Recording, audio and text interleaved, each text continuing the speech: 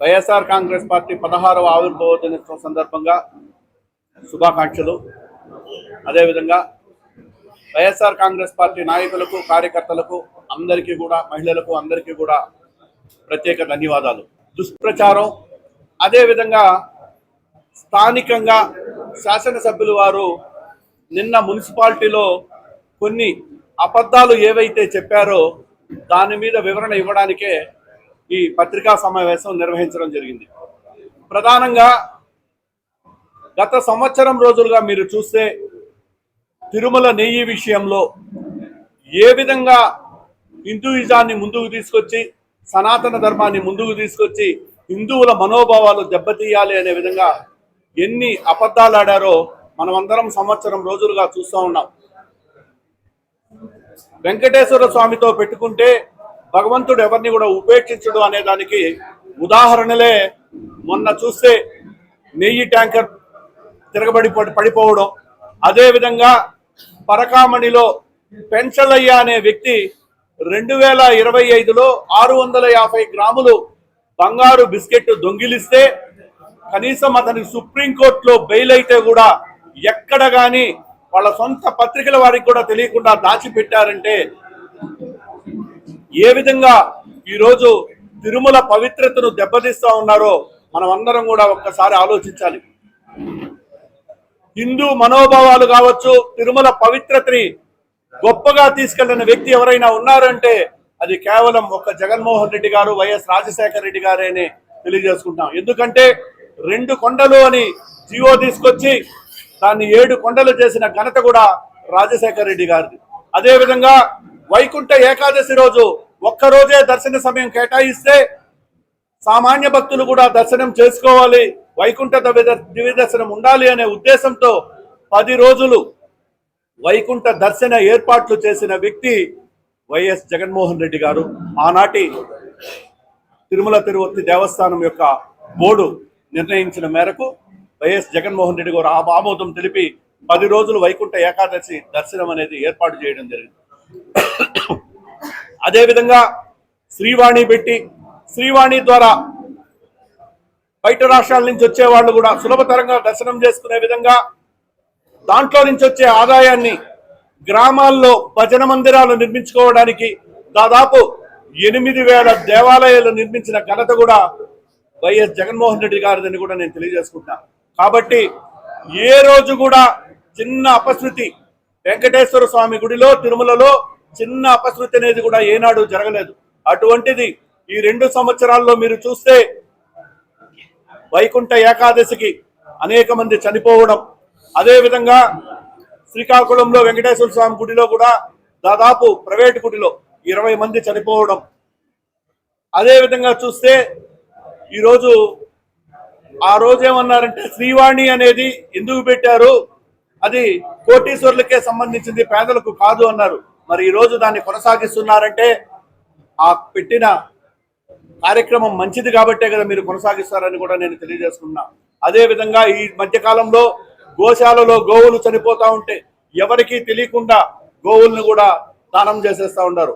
ఇంత అపశృతి జరుగుతూ ఉందంటే కారణం ఆ భగవంతుడి మీద వీరు వేసిన నింద వాళ్ళకే చుట్టుకుందని కూడా నేను తెలియజేసుకుంటున్నా. కాబట్టి ఇకనైనా హిందువుల మనోభావాలు దెబ్బతినే విధంగా కాకుండా ప్రజలకు ఏ విధంగా మంచి చేయాలనే ఉద్దేశంతో మంచి కార్యక్రమాలు ఏదైతే సూపర్ 6లో హామీలు ఇచ్చారో ఆ హామీలు నెరవేర్చాలి, కానీ ఇటువంటి దుష్ప్రచారాన్ని ఆపాలని కూటమి ప్రభుత్వాన్ని మేము కోరుకుంటున్నాం. ఇకపోతే నిన్న మున్సిపాలిటీ ఎన్నికైనటువంటి కార్పొరేటర్లు, మేయర్లు, డిప్యూటీ మేయర్లు పదవీ కాలం 5 సంవత్సరాలు పూర్తయిన సందర్భంగా మున్సిపాలిటీలో వీడ్కోలు సభ ఏర్పాటు చేయడం జరిగింది. ఆ వీడ్కోలు సభలో మంచి సాంప్రదాయమే, అందరికీ బట్టలు ఇవ్వడం మున్సిపాలిటీ బడ్జెట్లో ఇవన్నీ మంచి సాంప్రదాయమే. కాకపోతే ఏదైనా కానీ మనం చేసింది మనం చెప్పుకోవాలి, కానీ ఇంకొకరు చేసింది మనం చెప్పుకోవడం అంటే దాన్నే మన నాయకుడు చెప్పేది క్రెడిట్ చోరీ అని. నిన్న గౌరవ ఎమ్మెల్యే గారు గురుజాల జగన్ గారు ఫారెస్ట్ రోడ్డు ఒక ట్రాక్టర్లో ఒక అబ్బాయిని ఢీకొంటే ఆ అబ్బాయి మరణించి ఆ మరణ వార్త విన్న తర్వాత అతని మనసు చెలించిపోయి పవన్ కళ్యాణ్ గారి దగ్గరికి వెళ్ళి పవన్ కళ్యాణ్ గారిని రిక్వెస్ట్ చేసుకొని పవన్ కళ్యాణ్ గారు ఫారెస్ట్ రోడ్డు శాంక్షన్ ఆర్డర్ ఇచ్చి మేము డబ్బులు తీసుకొచ్చి రోడ్డు వేసామని అనేక ప్రగల్భాలు అబద్ధాలు ఆయన నిన్న మాట్లాడారు. అయ్యా గురజాల జగన్ గారు, మీకు నేనేదో క్యాజువల్గా మాట పూర్తిగా చెప్పడం కాదు, దీనికి టెక్నికల్ శాంక్షన్ ఆర్డర్ ఇచ్చింది వైఎస్ఆర్ కాంగ్రెస్ పార్టీ 2023 11వ నెలలో. అదేవిధంగా డేట్ వచ్చి 30/10/2023. అదేవిధంగా ఈ టెండర్లో వచ్చి ఆనాటి ఎమ్మెల్యే జంగాలపల్లి శ్రీనివాసులు గారు జేఎంసీ కన్స్ట్రక్షన్ ప్రైవేట్ లిమిటెడ్ మీద టెండర్లో పార్టిసిపై చేసి 30/12/2023 దానికి తగిన డిపాజిట్ కూడా తను కట్టడం జరిగింది. దాని తరువాత ఈ కాంట్రాక్ట్ అగ్రిమెంట్ 18/1/2024 నాడు ఈ కాంట్రాక్ట్ అగ్రిమెంట్ చేయడం కూడా జరిగింది. 18/1/2024 ఏ ప్రభుత్వం ఉంది గురజాల జగన్మోహన్ గారు, మీరు ఒక్కసారి గుర్తు చేసుకోవాలి. ఇది వైఎస్ఆర్ కాంగ్రెస్ పార్టీ ప్రభుత్వంలో వైఎస్ జగన్మోహన్ రెడ్డి గారి ఆధ్వర్యంలో బూడి ముత్యాల నాయుడు పంచాయతీరాజ్ మినిస్టర్ గా ఉంటే ఆనాటి ప్రభుత్వం దీన్ని శాంక్షన్ చేసిందనేది కూడా మీరు గుర్తుపెట్టుకోవాలి. మరి మీ మనసు ఆ చిన్న బిడ్డ చనిపోయినప్పుడు చెలించింది, చాలా సంతోషం, మాకు కూడా చాలా బాధ అనిపించింది.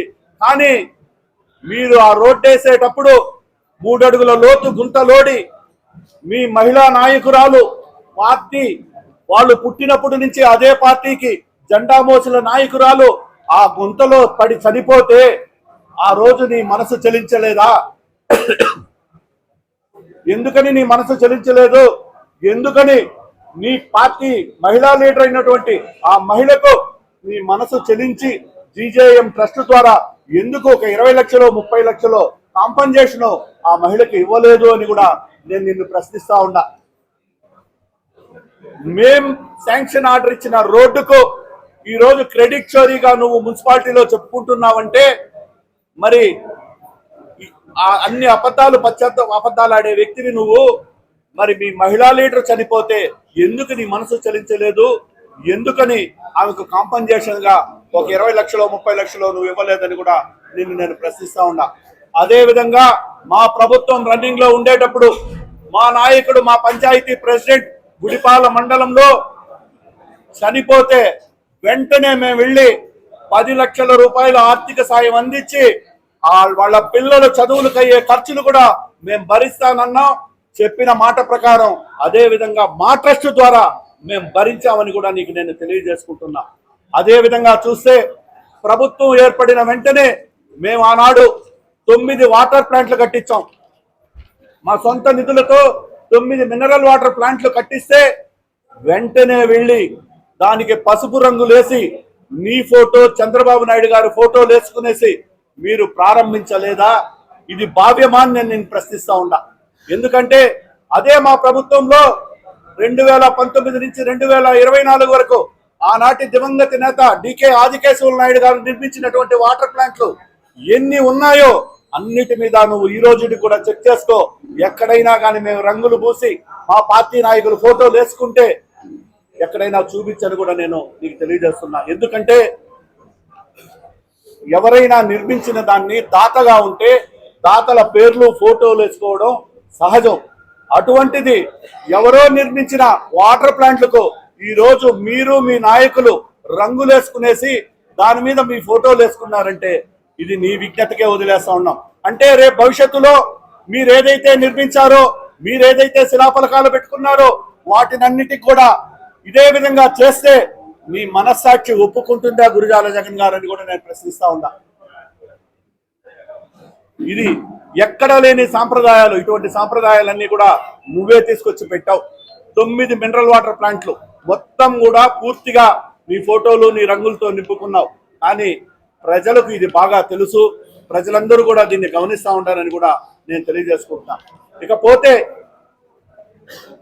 కేవలము న్యూట్రిన్ ఫ్యాక్టరీ దగ్గర పొలం కొన్నావు కాబట్టి ఆ పొలానికి విలువ రావాలనే ఒక దురుద్దేశంతో దర్గా సర్కిల్ దగ్గర నుంచి ఇరువారం దాకా నేషనల్ హైవేగా ఉన్నటువంటి రోడ్డుకు మున్సిపాలిటీ జనరల్ బడ్జెట్ లో డబ్బులు వెచ్చించి ఆ రోడ్డు వైండేషన్ కు నిరుపేద కుటుంబాలైనటువంటి వాళ్ళ ఇళ్లన్నీ కూడా పగలగొట్టి కాంపన్సేషన్ లేకుండా వాళ్ళని నిరాశ్రయులు చేస్తున్నావే, ఇది నీకు భావ్యమా? ఆ పేదల కడుపు కొట్టడం నీకు తగునా అని కూడా నేను ప్రశ్నిస్తా ఉన్నా. ఎందుకంటే కేవలం నువ్వు కొన్న పొలానికి విలువ పెంచుకోవడం తప్పితే దర్గా సర్కిల్ నుంచి ఇరువారం దాకా చిత్తూరులో పుట్టిన ప్రతి ఒక్కరికి తెలుసు అక్కడ ఏమీ ట్రాఫిక్ ఇబ్బందులు లేవు, ఎటువంటి సమస్యలు లేవు, ఏ రోజు కూడా అక్కడ ట్రాఫిక్ ఆగిన దాఖలాలు లేవని కూడా ప్రతి ఒక్కరికి తెలుసు. అటువంటిది ఈ రోజు నీ పొలాలు రేట్ల కోసం ఆ ఇళ్లందరినీ కూడా నిరాశ్రయులు చేశావు. ఇది మంచి పద్ధతి కాదు, పేదల కడుపు కొట్టడం మంచి పద్ధతి కాదని కూడా నేను తెలియజేసుకుంటున్నా. ఒక జనరల్ ఫండ్స్ ని తీసుకొచ్చి 2 కోట్ల రూపాయలు దానికే వెచ్చిస్తున్నావంటే మున్సిపాలిటీలో ఉన్న బడ్జెట్లు వెచ్చించడం కాదు, మనం కట్టే ట్యాక్సుల్ని నువ్వు మీ ప్రభుత్వాన్ని ఒప్పించి మెప్పించి ప్రభుత్వం నుంచి తీసుకోరా, మేము కూడా నీకు సహకరిస్తాం. నువ్వు వెరీ గుడ్, మంచి డబ్బులు తీసుకొచ్చావు, ప్రభుత్వం నుంచి అనేక నిధులు తెచ్చావు, బ్రహ్మాండమైన అభివృద్ధి చేస్తా ఉన్నావు అని చెప్పచ్చు. అభివృద్ధి అంటే ఎక్కడిదక్కడ కొట్టేసి ఎవ్వరికి ఇంతవరకు ₹1 కాంపన్సేషన్ ఇవ్వకుండా అక్కడ బిల్డింగ్ కట్టుకున్న వాళ్ళందరూ నిరాశ్రయ అయిపోయే విధంగా మొండి గోడలు నింపడం అంటే అభివృద్ధి అని నేను అడుగుతున్నా. టెండర్లు పిలవకనే డ్రైనేజ్ పెట్టారు. ఆ డ్రైనేజ్ ఏ విధంగా వేశారంటే సాధారణ ఒక సందులో ఏ విధంగా డ్రైనేజ్ చేస్తారో, ఒక 50 ఇళ్ళు 60 ఇళ్ళు ఉండి బెడ్త్ ఎంతైతే డ్రైనేజ్ చేస్తారో ఆ విధంగా ఈ రోజు డ్రైనేజ్ వేయడం జరిగింది. అసలు ఈ మున్సిపాలిటీలో ఉన్న ఎంఈలు దాన్ని కనీసం చుట్టపు చూపుగా ఉన్న దాన్ని చూస్తా ఉండాలని కూడా ఆ ఎంఈలను కూడా నేను ప్రశ్నిస్తా ఉండా. అసలు భవిష్యత్తులో ఏం చేయాలనుకుంటున్నారు వాటంతా అట్టే మొండిగా వదిలేశారు. అదే విధంగా సంతపేటలో చూస్తే వర్షాకాలం వచ్చినప్పుడు ఎక్కడివక్కడ లోడేశారు. దాదాపు 3 మాసాలు దారి లేకుండా పాములు పురుగుల్లో ఆ చుట్టుపక్కల ఇళ్ళోళ్ళందరూ కూడా భయభ్రాంతులకు గురైనారు. మొత్తం ఎక్కడిదక్కడ లోడేసి ఈ రోజుకి కూడా ఇబ్బంది పాలవుతా ఉన్నారు. దీన్ని అభివృద్ధి అంటారా అని నేను అడుగుతున్నా. ఇట్లా చెప్పుకుంటా పోతే ప్రతి ఒక్కటి అవినీతి తప్పితే అభివృద్ధి అనేది ఎక్కడా జరగలేదు. ఎందుకంటే ఎక్కడ చూసినా దోపిడీ. కట్టమంచి చెరువులో నీళ్లు వచ్చింది, దాని ఎన్జిటీలో కేసేశారు, చెరువులో మన్ను ఎత్తుతా ఉన్నారు. ఎందుకంటే అభివృద్ధి అడ్డుకుంటున్నాడు విజయానంద రెడ్డి అంటారు. మరి ఈ రోజు కాజూరు చెరువులో నుంచి రోజుకు 300 ట్రాక్టర్లలో ఇసుక గ్రావెల్ మట్టి తరలించుకొని పోతా ఉన్నారు.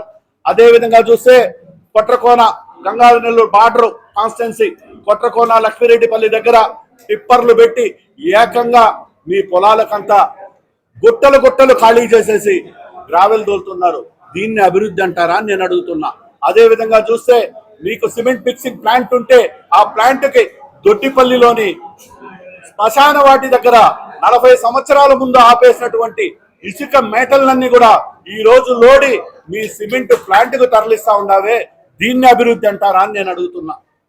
ఎన్ఆర్పేట ఏరియాలో నుంచి రోజుకు 30 టిప్పర్ల శాండ్ ని చెన్నైకి తరలిస్తా ఉండారే, దీన్ని అభివృద్ధి అంటారా అని నేను ప్రశ్నిస్తా ఉన్నా. అంటే అభివృద్ధి అంటే నీ ఉద్దేశంలో ఇటువంటి దోపిడీని అభివృద్ధి అంటారా అనేది కూడా మాకు సందేహం ఎత్తుతా ఉంది. కాబట్టి వీటినన్నిటిని అభివృద్ధి అనరు. గట్టిగా ఎవరినైనా ప్రశ్నిస్తే మాట్లాడితే మా నాయకులు ఎవరైనా అడిగితే గట్టిగా పిత్తి పక్కనోడి కన్నా వాసన వస్తే కూడా కేసు అంటావు. మీ ఇన్స్పెక్టర్లు నీకు సలాం కొట్టే వాళ్ళ దగ్గర వెంటనే కేసులు ఫైల్ చేస్తావు. నేను వాళ్ళకు కూడా చెప్తా ఉన్నా, అయ్యా న్యాయబద్ధంగా ఎవరైనా తప్పు చేస్తుంటే కేసులు పెట్టండి, తప్పు లేదు. కానీ ఇటువంటి అన్యాయమైన కేసులు పెట్టి పేదలను ఇబ్బంది పాలు చేయొద్దండి అని కూడా వాళ్ళను కూడా నేను విన్నవించుకుంటా ఉన్నాను. కాబట్టి ఇకనైనా ప్రజలకు ఏదైతే హామీలు ఇచ్చారో సూపర్ 6 లో భాగంగా ఒక్క పెన్షన్ తప్పితే మీరు చేసిన హామీలు చెప్పిన హామీల్లో ఏ ఒక్కటి కూడా నెరవేర్చలేదు అని కూడా నేను తెలియజేస్తా ఉన్నా.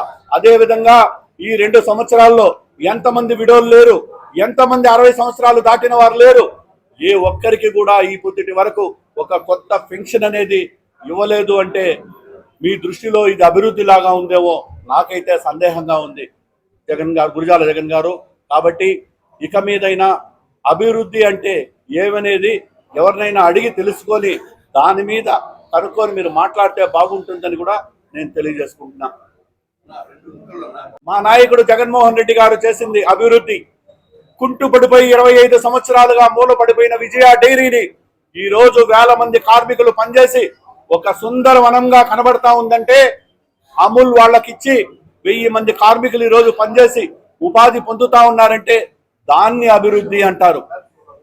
ఈ దేశంలోనే 3వ నంబర్కు సంబంధించి 3వ స్థానంలో ఉన్నటువంటి సిఎంసి, చిన్న అవుట్ పేషెంట్ స్థానంలో ఉన్నటువంటి సిఎంసిని 500 పడకల మెడికల్ కాలేజీ హాస్పిటల్ గా నిర్మిస్తా ఉన్నారు చూడు, దాన్ని అభివృద్ధి అని అంటారు. ఇదే విధంగా ఇటు చెన్నై అటు బెంగళూరు, అదే విధంగా దానికి ఎక్స్ప్రెస్ హైవే కనెక్టివిటీ చేసి తరచూరు దాకా ఎక్స్ప్రెస్ హైవేలో ఎక్కడికక్కడ కనెక్టివిటీలు ఇచ్చి వేల కోట్ల నిధులు సెంట్రల్ లో నుంచి తెచ్చి వెచ్చించి రోడ్లు వేస్తున్నారు చూడు, దాన్ని అభివృద్ధి అంటారు. ఆనాడు తిరుపతికి పోవాలంటే 1.5-2 గంటల సమయం పట్టేది, రైల్వే బ్రిడ్జిలు కానీ ఎక్కడికక్కడ ఇబ్బందికరంతో. చిత్తూరులో కనెక్టెడ్ కాకుండా మొత్తం అటే బైపాస్ నుంచి కాణిపాకం మీదుగా తిరుపతికి 45 నిమిషాల్లో ఈ రోజు ప్రయాణిస్తా ఉన్నారంటే ఈ రోడ్లు వేసిన ఘనతంతా వైఎస్ జగన్మోహన్ రెడ్డి గారిది, దాన్ని అభివృద్ధి అంటారు.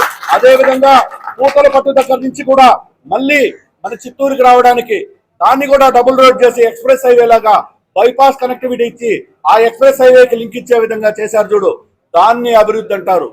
నువ్వు ఇది కాదా అనేది నిరూపించు. వైఎస్ఆర్ కాంగ్రెస్ పార్టీ ప్రభుత్వంలో ఈ రోడ్లన్నీ కూడా కొన్ని వేల కోట్ల నిధులు తెచ్చి ఈ రాష్ట్రంలో ఎక్కడా లేని విధంగా చిత్తూరు నియోజకవర్గానికి కనెక్టివిటీ ఇచ్చి పెట్టింది రోడ్లు. ఇవన్నీ కూడా జగన్మోహన్ రెడ్డి గారిని కూడా నేను తెలియజేసుకుంటున్నా. దీన్ని అభివృద్ధి అంటారు. కానీ మీరేదో బాగుండే రోడ్లను కొట్టేసి బాగుండే ఇళ్లు కొట్టేసి కాంపన్సేషన్ ఇవ్వకుండా దీన్ని అభివృద్ధి అంటారంటే మీ దృష్టిలో ఇది అభివృద్ధి ఏమో, ప్రజల దృష్టిలో ఇది దౌర్భాగ్యంగా భావిస్తూ ఉంటారని కూడా నేను తెలియజేసుకున్నా. ఇకపోతే ఆనాటి పెద్దలు దాతలు పీవీకేఎన్కు స్థలం ఇచ్చారు, పీసీఆర్కు స్థలం ఇచ్చారు. ఆనాటి దాతలు గొప్ప మనసుతో ఇచ్చారు కాబట్టి ఈనాటికి కూడా వాళ్ళ పేర్లు మనం తలుచుకుంటున్నాం. మరి వాటి పేర్లు కూడా కొట్టేసి మీ పేర్లు వేసుకుంటే దీన్ని కూడా అభివృద్ధి అంటారేమో మీ దృష్టిలో అని కూడా నేను హెచ్చరిస్తా ఉన్నా. మరి ఎందుకని దాని పేర్లు మార్చలా? మేము కట్టిన వాటర్ ప్లాంట్లో ఎందుకని పేర్లు మార్చారో మీరే దీనికి సమాధానం చెప్పాలని కూడా నేను తెలియజేసుకుంటున్నాం మీ ద్వారా.